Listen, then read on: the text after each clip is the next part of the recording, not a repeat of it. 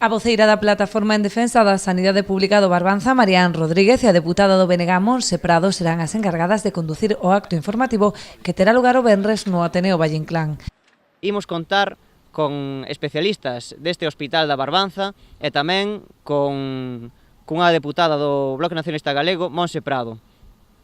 Ademais, este acto servirá para falar das carencias que ten este hospital comarcal, dos problemas que está tendo as urxencias e tamén o propio hospital, pois está cheo e non dá absorbido a cantidade de pacientes que se debería. Ademais das consecuencias da reforma da Lei de Saúde, os nacionalistas pretenden denunciar os problemas derivados dos recortes no Hospital do Barbanza. A acumulación de pacientes en urxencias súmase á falla de camas onde ingresalos, polo que moitos teñen que ser trasladados a Santiago.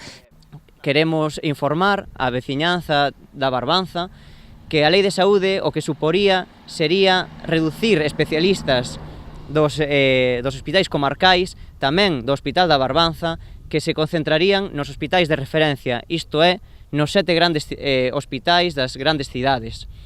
Polo tanto, o que estaríamos é perdendo servizos hospitalarios, servizos de especialistas, e a veciñanza da Barbanza tería que desplazarse ata Santiago para recibir os tratamentos e a atención que hoxe en día reciben no Hospital da Barbanza, non?